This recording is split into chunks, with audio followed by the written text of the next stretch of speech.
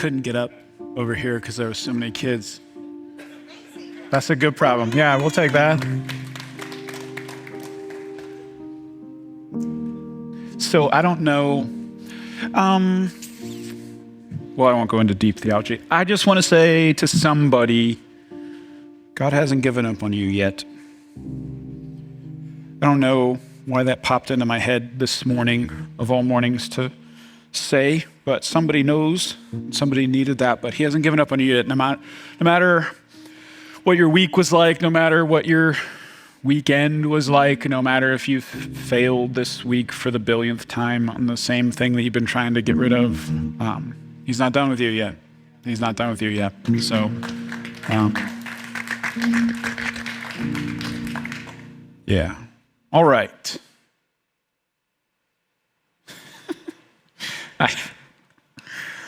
I can't fix it. I tried. So first service, the joke with Joey. So Joey, he was standing right here. No Valvoline hat today.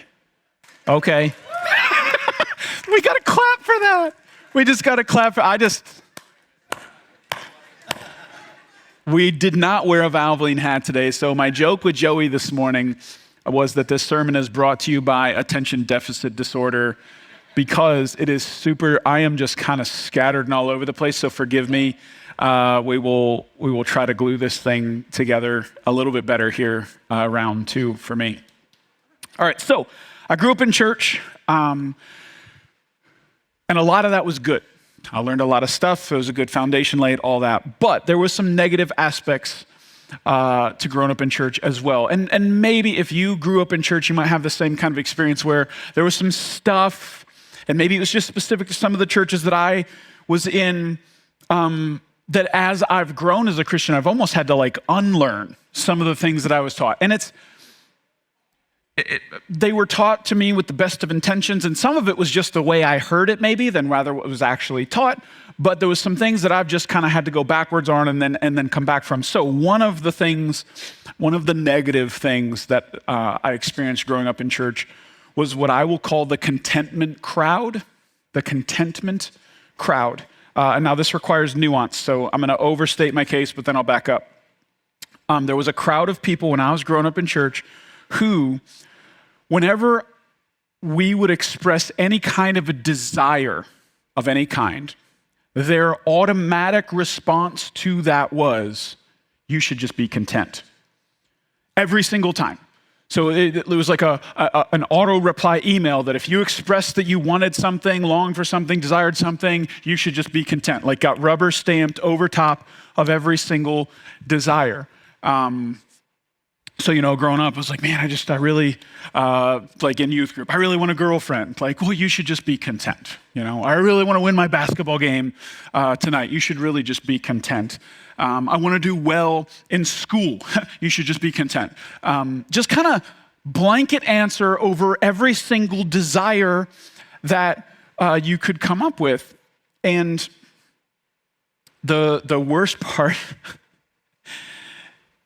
and again, I don't know if they actually taught this or if this is just me filling in the blanks. What it seemed like was being taught is the moment you stop wanting the thing, that's when God will give it to you.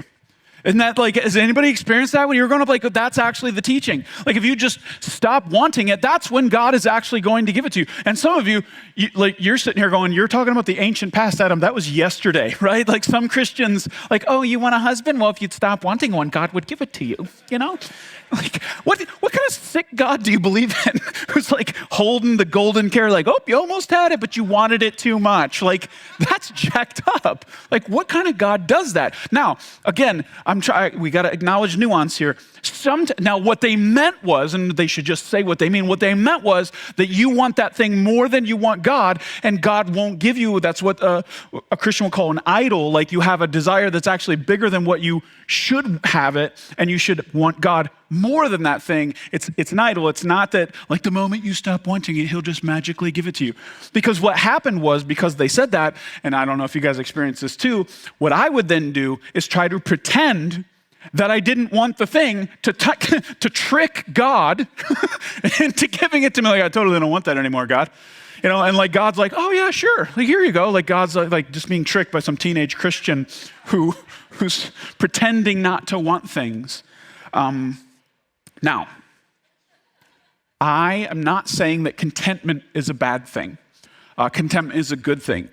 I don't want to dunk on contentment. We just sung a song that had the word contentment in it a lot. There are verses in the Bible that hold up contentment in the place where it should be held up, right? Godliness with contentment is great gain. That's a verse, that's real, that's true. Paul talked about being content in all circumstances, right? No matter what he experienced, he found contentment. Don't love money, be content with what you have. All those things are in the Bible, they're real, they're good. But I guess I have this problem with using the sentence, just be content, as like a wet blanket to throw over everything in your life. That's not the way the Bible uses the word. We shouldn't use it that way either. Matter of fact, most of the time when Christians say the word just, they shouldn't. I just want to point that out. Nobody caught that. Okay.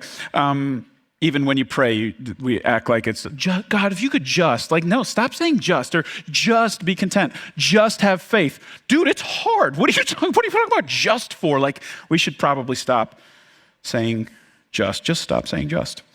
All right. The contentment crowd would not like the thing that we're going to look at today that Jesus said, okay? We've been, if you're newer here, we've been looking at the teachings of Jesus on happiness. He did a little section of a sermon on this subject. And we've been reminding you every week, he has a philosophy that we have to remember as we look at happiness. Jesus' philosophy on happiness is that happiness is a byproduct, not an end in and of itself. Happiness is a byproduct, not an end goal. If you make happiness your goal, you won't get it. But if you make the right things your goal, happiness is produced because of that, okay? Really important, slight shift in our thinking. If we make happiness the center of the bullseye, we'll miss. If we put the right things at the center of the bullseye, happiness is produced. So that's the way Jesus thought about this. So here's his one sentence that we're going to look at today on happiness, Matthew 5, verse 6. Blessed are those who hunger and thirst for righteousness, for they will be filled. Man, I just think this is one of the most intriguing things that Jesus said. And I want to look at it just one part at a time. I want to zoom in on blessed are those who hunger and thirst. Man, that's crazy. Just the beginning of that sentence is crazy, isn't it? Blessed are those who hunger and thirst. Blessed are those, and we also pointed out this series that you could take the word that's translated blessed and you could translate it happy, right? So happy are those who are hungry. Happy are those who are thirsty. Happy are those people who actually have some deep longings, some deep desires in their lives. I just think even that by itself is interesting because a lot of times what we don't typically think of happiness this way. We think of happiness as the desires or the longings being fulfilled, right? So to say that you can simultaneously in your heart have happiness and hunger at the same time, that's a little counter to the way we would normally think about that, right? I'm not happy when I'm hungry. I'm happy when I'm satisfying my hunger, right? When my face is full of wings, that's when I'm happy. It's not when I'm sitting there waiting for them to come, right? I'm not happy when I'm thirsty. I'm happy when I'm tipping the glass all the way back. That's when I'm happy. We think about happiness as the fulfillment of the desire, but Jesus here is saying that you can have happiness and hunger, happiness and thirst, happiness and deep, deep longings inside your heart at the same time. That's a big deal. That's a big deal. I think we need to just remember that. Now, we also need to acknowledge, somebody just tried to call my iPad. I thought you should know that. It was our kids ministry director. Hi, Lauren. Should have answered. That would have been cool. I wonder what they're doing down there. Call back. She went to voicemail. It's too bad. ADD.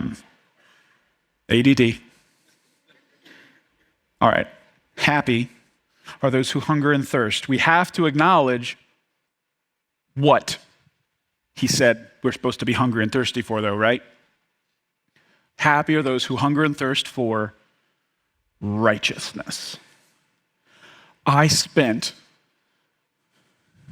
an inordinate amount of time this week wondering what happens inside your brain and your heart when I say the word righteousness.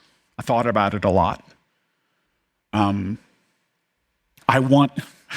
wanted to know what your internal reaction to hearing the word righteousness is. And I mean the raw one, the real reaction, not the one where you go, yes, I want just righteousness. Yes, I don't mean that one. I mean the one that really your knee-jerk reaction on the inside when you hear the word righteousness. I thought about it and thought about it and thought about it. I have a guess. And some of this is just me projecting onto you, and you just have to put up with that. I'm going to project my stuff onto you, and you just deal with that, okay, whatever that means to you.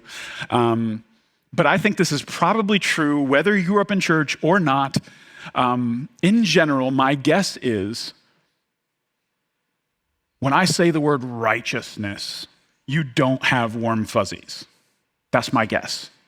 That something not necessarily pleasant happens inside of you.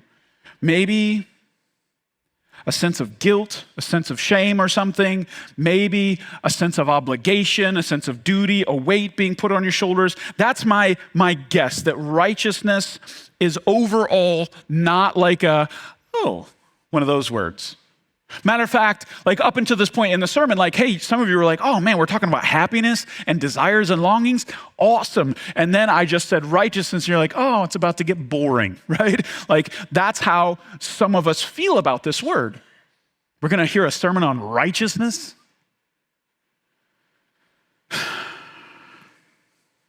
Now, maybe some of you don't, but here's my guess as to why righteousness is not a happy making word for us. You were intrigued by happy, you were intrigued by desire, you were intrigued by longings, but you're turned off by the word righteousness. The reason is because the word has almost exclusively been defined by what you're not allowed to do. That's my guess as to why it has negative connotations for you. That the word righteousness has been defined really by the word don't, right? That's what the word righteous means. And you're instinctively what you did when you heard the word righteous is you thought that means I'm supposed to not do some stuff. That's what you instinctively did in your mind. My entire young life growing up in the church, the word righteousness was defined by don't. Right? Don't drink. Don't smoke. Don't have tattoos. Don't go to that place. Don't hang with those people. Don't, right? That's what the word righteousness was defined by. Don't. It's weird. The whole focus is what you would take out of your life. But here's what I want you to know. That don'ts are only a part of what the word righteousness means. And don't is a part of it. Don't hear me wrong. I'm not saying that it has nothing to do with a list of don'ts. That's a part of it. But I think it's an odd part to emphasize. It's an odd part. I think it's odd to me that that's the thing that we think about when we think about righteousness is a list of things that we're not supposed to do. I think that's weird. So, I was looking up the Greek word used for this righteousness word. If you don't know Matthew, the book of Matthew was originally written in the Greek language. So they translated into English. Now, I don't know how to pronounce the Greek word for righteousness, and I'm not even going to try because you totally don't care. Sometimes I try to impress you, and I even really learn the real way to say it, but you don't care, so I'm not going to. But in the Greek lexicon, proving that I did my homework this week, Thayer's Greek lexicon. If you're wondering what's a lexicon and who's Thayer, I don't know. But it's where I found the definition for the word righteousness. You ready for this? It's different. It's different. It's not on the screen. You have to listen to the sound of my voice. Righteousness. The state of him who is as he ought to be. The state of her who is as she ought to be. That didn't say don't. Did you notice that? It actually had less to do with do's and don'ts and more to do with be, right? That was a being statement. The state of him who is as he ought to be. The state of her who is as she ought to be. Now, there's one little part in that definition that might trip you up. It's the word ought.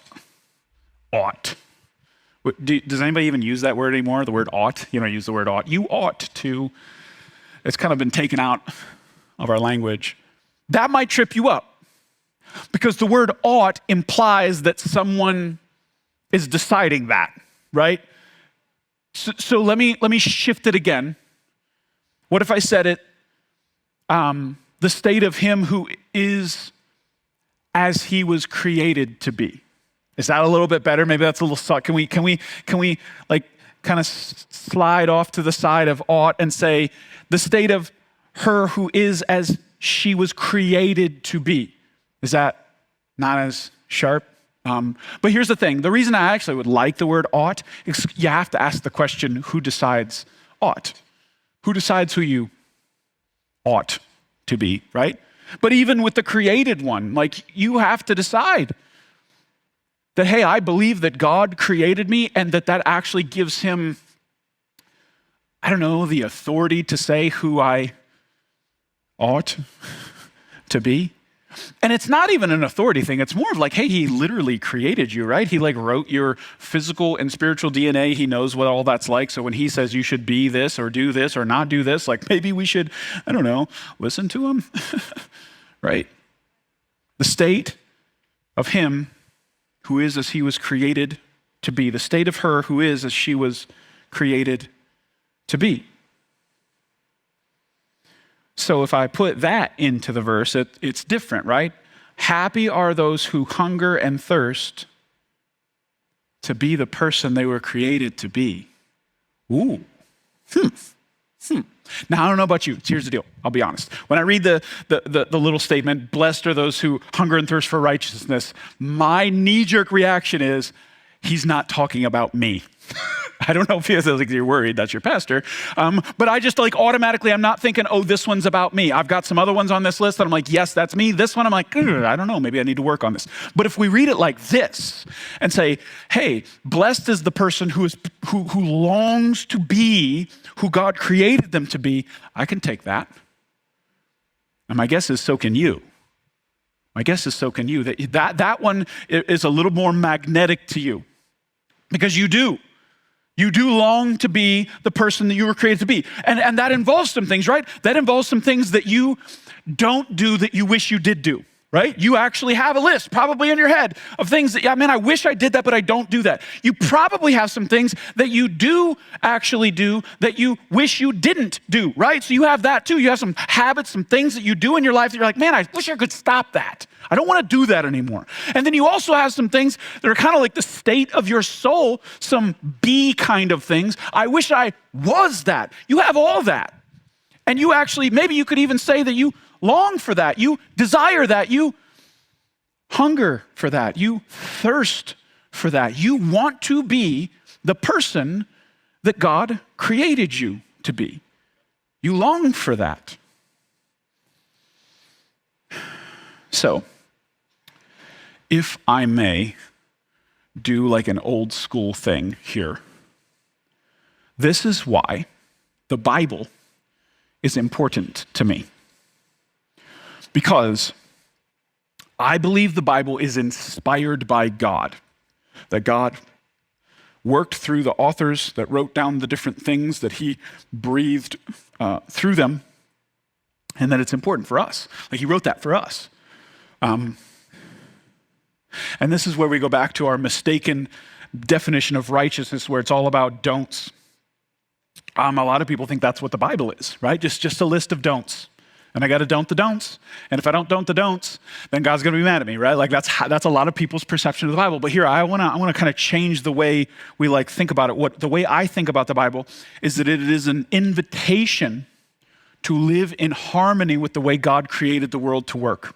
Okay, it's an invitation. And here's what I mean by that. Like God created the entire physical world and he created the spiritual world. And he knows how these things interact, right? God knows when you do something in the physical, he knows exactly what happens in the spiritual. You don't. You don't know all the implications. None of us do. So when God says, hey, I want you to do this in your life, he's telling you something from two sides of the equation. He knows both sides of it. So when you're going, I don't know if I want to do that, God's like, trust me, man, do it because I see what happens over here that you don't see. And then also when God tells you to not do something, he is again telling you this with two sides of an equation that you only have one side to. He's saying, hey, when you do this in the physical, this is what happens in the spiritual. It's not a good thing. So there's going to be some times where God says not to do something that you're going to look at that thing and you're going to go, I don't get that. And God's going to be like, hey, I understand that you don't get it, but those things are an opportunity for you to trust God, to put your faith in him in that specific thing and say, hey, I don't get this. You say not to do it. I kind of want to, but I'm going to trust you. That what you say is actually, I'm going to trust you, creator God of the universe, who wrote my DNA, who created the entire physical universe and understands things that I couldn't even begin to know exist. I'm going to trust that you know what you're talking about. Is that such a big leap for us to make? Like, why is it? Why is it that we are so quick to look at God and go, I'm not sure you know what you're talking about here, right? Like, why do we do that? That's crazy. If you change the way you view the Bible as being an invitation to live in harmony, he's saying, hey guys, live like this, because this is how I created it. It's an invitation. That's a good thing. He's not being oppressive. Is a parent oppressive who's trying to help their kid become the person they're created to be? No. And from the kid's perspective, yeah, why can't I just stare at a screen all day, Dad? I don't understand. 8 hours of screen time is not enough. It's the worst day ever. Kid. I really love that little guy, though. You guys got to know. I have a 5-year-old. He's great. He doesn't believe me, though. Just like I don't believe God sometimes. So when the Bible says to be something, be loving, be faithful, be kind, be patient, be joyful. That's an invitation by God to you to be the person he created you to be. He wants all those things. He wants that as a part of your being. That's an invitation, right? When the Bible says to do something, to give, to serve, to pray, those do's, again, it's an invitation. He's saying, hey, I created you to do these things. If you don't do these things, you're going to be kind of out of sync. It's not how I created you to work. The physical and the spiritual, you don't fully understand how they go together. If you don't do these things, you're messing this thing up. It's an invitation. And the same is true with the don'ts. When God says don't steal, don't envy, don't be lazy, don't have sex outside of marriage, don't be greedy, whatever the list is, whatever your thing is where you're like, it's an invitation to live in harmony with the way he created you and the way he created the world and the way he created the physical and spiritual to interact. It's an invitation. That's my overall worldview, that the Bible is not a rule book. It is an invitation to live in harmony with the way he's created the world to work. Now, I want to point something out. Maybe depressing, I don't know. You're like, it's already depressing, Adam, let's keep going. Okay, let's keep going then. That image you have in your mind when I say the person you were created to be, don't you love that person? They're so cool. I wish I could meet him. He's patient with his kids, even the 5-year-old. He's super disciplined. He reads his Bible. He prays like he's supposed to. He's got some weird, deep spiritual thing going on that I don't even get. This guy that I have in my head of who I'm created to be, it's this beautiful picture. And I really would love to be him. But here's the bad news, and I'm sure you have the same kind of thing in your head. And hopefully you're allowing God to shape what that actual image is. But the truth is, you will never be that person. Not perfectly. As told you it was depressing. You will never perfectly be who God created you to be this side of heaven. Like the moment you like take your last breath and then like take your first breath on the other side, like that's when you'll experience it. But right now, like in this life, you're going to die hungry. You're going to die thirsty. It's just true. You're never going to reach it. Now, great news though. God knew that.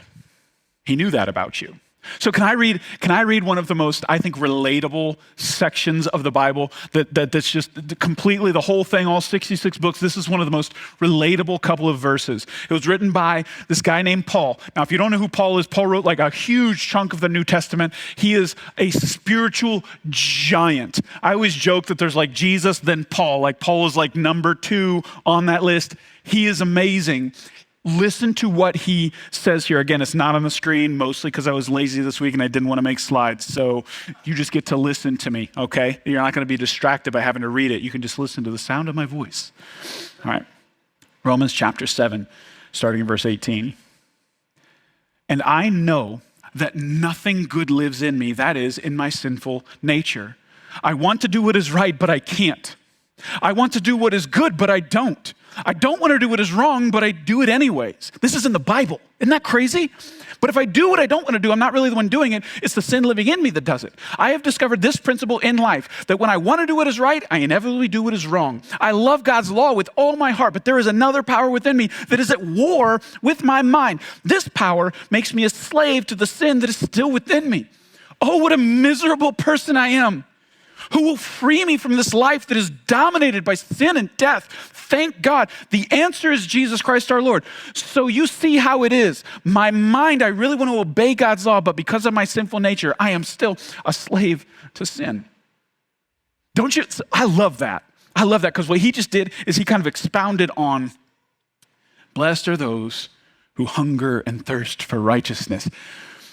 It's a little angsty, right? It's a little bit like, it's a little tortured. He's saying, hey, I want to do the right thing, but I don't. I don't want to do the wrong thing, but I do. Like he's got this war going on inside of him. This is the Apostle Paul who still has this war. So you can take some comfort in knowing that the battle that's inside of you is normal, and the desire to be the person that God's created you to be is normal, and the distance between who you are right now and that person is hopefully shrinking, but it's never going to get to 0. Now, the next verse, Romans chapter 7 ends and then chapter 8 begins. It's kind of weird. So if you read the Bible like one chapter at a time, it's almost like a cliffhanger ending. It's this horrible. If you read chapter 7 and you don't read the beginning of chapter 8, you didn't get the conclusion to the thought. The conclusion to the thought's really important. Maybe they should have put verse 1 at the end of 7 just to kind of complete the thing, but they pushed it to 8. So here's what it says. This is really important. This comes right. So he just describes this war going on inside of himself. He's not the person he wants to be. But then he says in verse 1, chapter 8, so now there is no condemnation for those who belong to Jesus Christ. No condemnation. This is the message of Christianity. That God knew you would never measure up. He knew you would fail. And that's why Jesus came. He came and he lived that life. He was that guy. Jesus was the one. He did the thing. He was the person who he was created. He wasn't created, but that would be a super big heresy. I can't say that. He was the person who God intended him to be. He did the thing. He was perfect. He lived that life. And he sacrificed himself for you, for your falling short. And we believe, Christianity, we believe that Jesus' death and resurrection is for your falling short. It's for that gap between who you are and who you were created to be. And that his sacrifice gives us a right relationship with God and a future home in heaven. That's the point of this whole thing. It's called grace. He died for your shortcomings And by the way, I think even that, hurry up, Adam. Part of our messed up definition of righteousness is it has us warped thinking about what Jesus died for. So if you only think that righteousness is about don't, then you think that Jesus only died for your don'ts. But he died for so much more than that. He died for like that whole picture of that person who you believe you were created to be, that you don't quite measure up to, that you don't quite reach. He died for all that.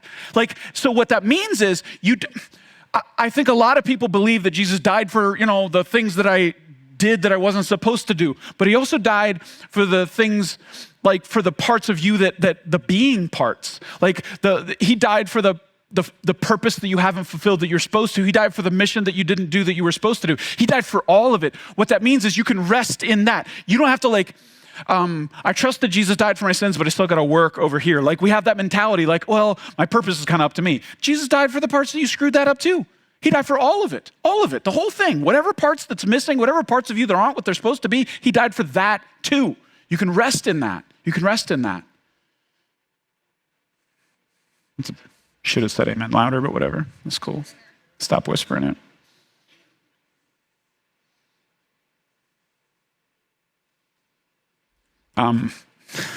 I do have to include this.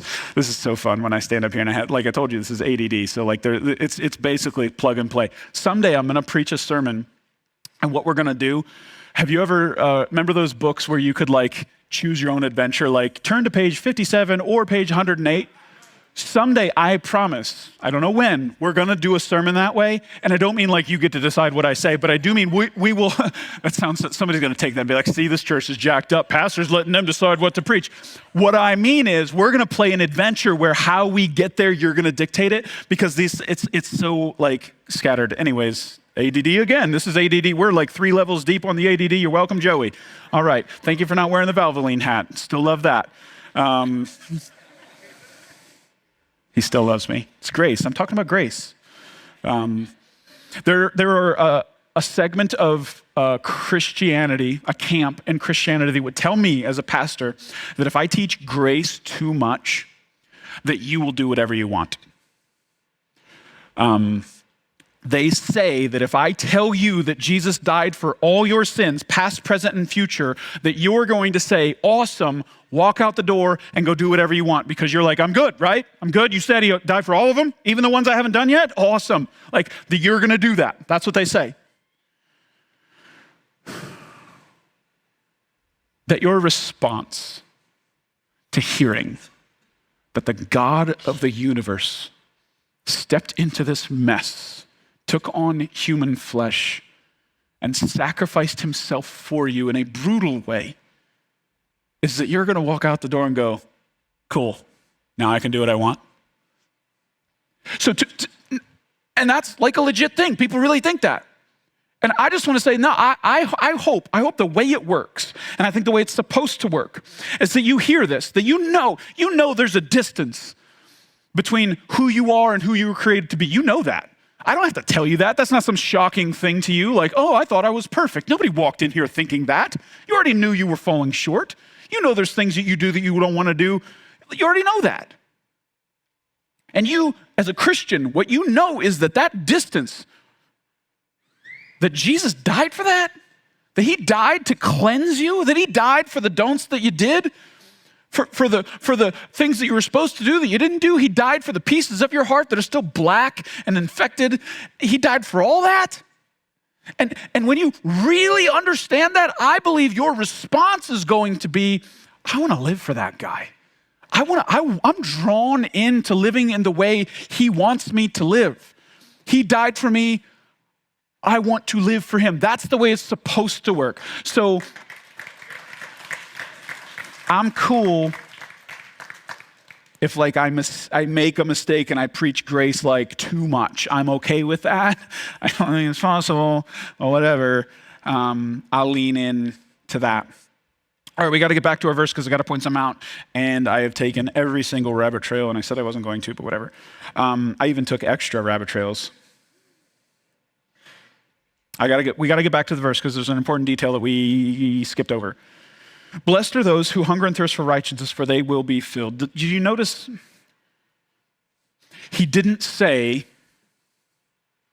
your righteousness. Did you notice that? And if you grew up in church, it's always taken to mean like your righteousness. But that's not what it said. It just said righteousness in general.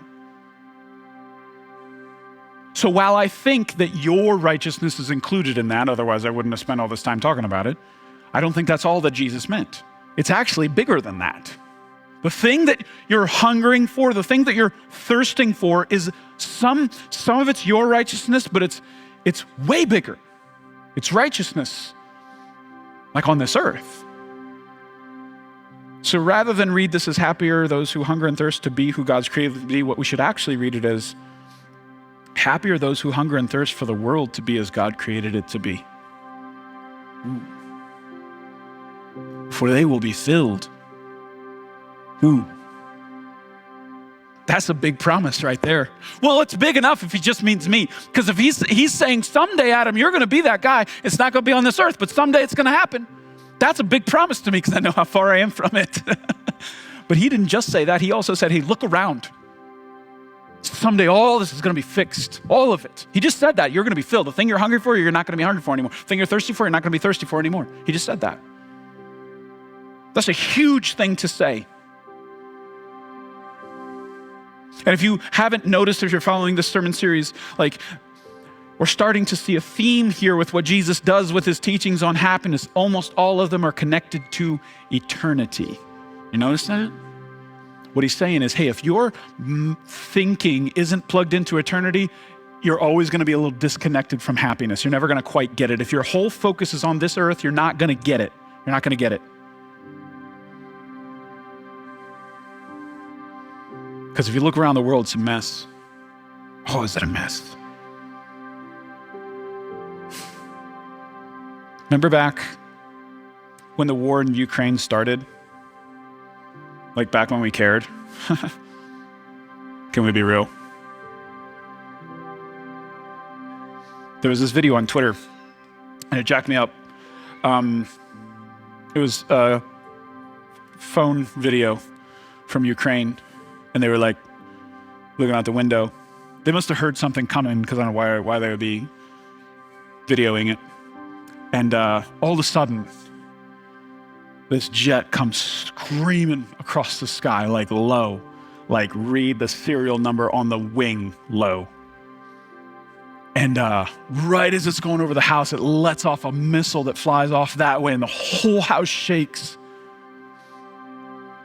And as soon as that happens, you hear this, this scream, this cry from in my mind, it was a 2-year-old, just terrified.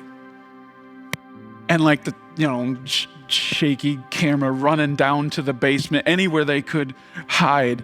And like, I watched that video, and like when you have, I don't know if you've ever had these moments where you see something like that, and like, I don't know if it counts as like a prayer to just say, God, this world sucks. Like I hate it here. Like, that's horrible. Like I was disgusted by, I hated everything about that. Blessed are those who hunger and thirst for righteousness, for they will be filled. I got on Twitter this morning, and I see that people go into a grocery store, get slaughtered. Same prayer. Lord, this world sucks. I hate this. I hate this. Blessed are those who hunger and thirst for righteousness, for they will be filled. That's what he's talking about.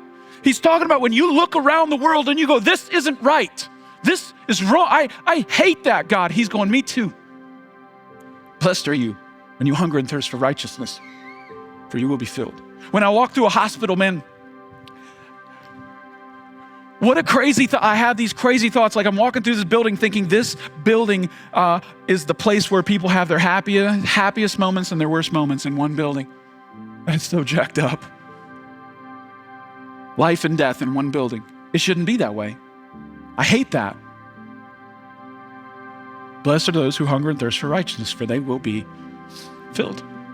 I walk through a cemetery and I have, again, weird thoughts like, hey, that rock, that tombstone, God never created that rock to do that. Like that rock is actually, that was not the intended purpose of that rock. God did not create rocks to be that. And I hate that. God didn't create humans' whole existence to be summed up in a date, a dash, and a date. That was never intended to be that way. My soul pushes back against that, and I hate it. Blessed are those who hunger and thirst for righteousness, for they will be filled. As Christians, there will be times where you just get overwhelmed with wrongness. What's wrong in you, what's wrong in others, what's wrong with the world, that's good. C.S. Lewis, one of his most famous quotes, said, "If I find in myself desires in which nothing in this world can satisfy, the only logical explanation is that I was made for another world." My deepest longings are that jets that shoot missiles shouldn't exist anymore. We shouldn't live in a world where that is necessary. That I want to live in a world where hospitals don't exist. I want to live in a world where tombstones don't exist. Where did I get that from? Where did I get that desire from? The argument is that desire comes from the fact that you were not created for a world that actually has those things. You were created for a world that doesn't have those things. And that desire is left over. It's still a residue there. Your soul longs for that.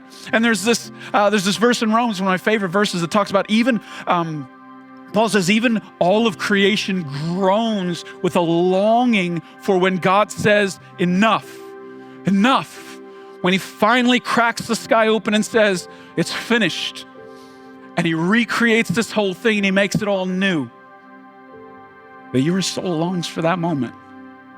And so do the trees, and so do dogs and antelopes, and everything on this earth in some way longs for that. Longs for that.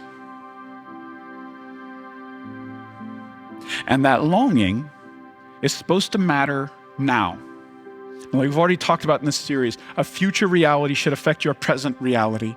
You can be happy now because one day what's wrong with you will be fixed perfectly and forever. You can be happy now because one day what's wrong with the world will be fixed perfectly and forever. So I want to say to the contentment crowd, Jesus specifically told me not to be content with this broken world. I refuse, and I want to do whatever I can to push back against the darkness in this world. And I want to say also that Jesus told me specifically not to be okay with a broken me. Yes, he loves me right where I am, but I'm not okay staying here. I want to continue to become that person he's created me. Even if I'm going to die not quite having reached it, I'm going to still walk towards it. I'm going to stay hungry. I'm going to stay thirsty because that's what my king told me to do. So here's worship team. Why don't you guys come up here? I'm trying to remotely come close. I added stuff to my sermon in between. I'm cutting it. I'm doing this. This is good. This is good. You should thank me.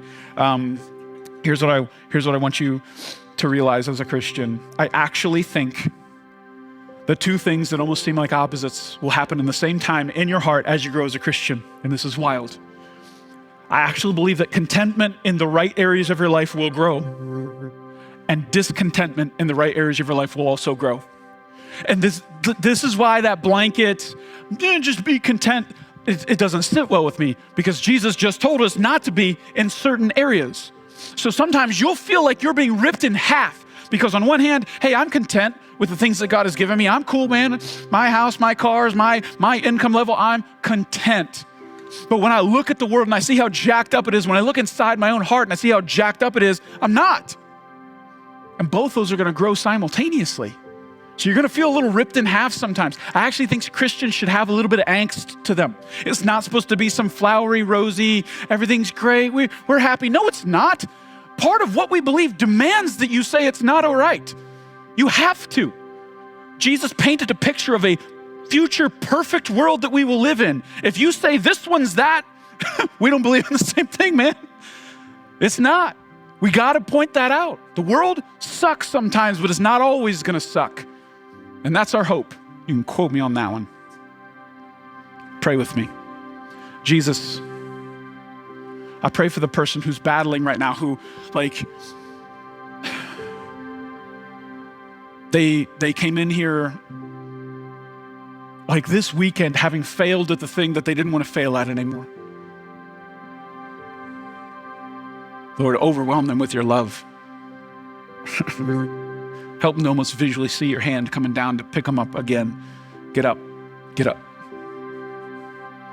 Help them to know that that thing that they did doesn't change anything.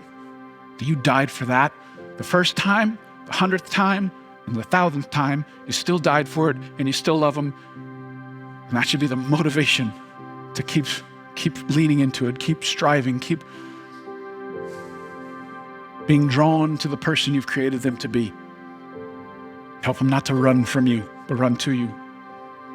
Lord, I pray for the person that looks around in this world. They scroll on Facebook, they scroll through the news, they see this world is broken and shattered, Lord. And I just pray that they wouldn't push away from that they would allow that to foster in them a deep hunger for the world to be the way you created it to be.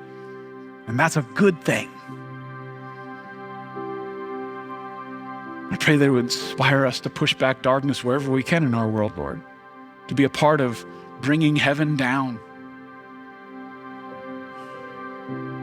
I pray that that little end of the phrase, Lord, they will be filled. That would be a sweet, sweet smell as we walk through this dark, cold earth. That our future hope would change our present reality. In Jesus' name I pray. Amen.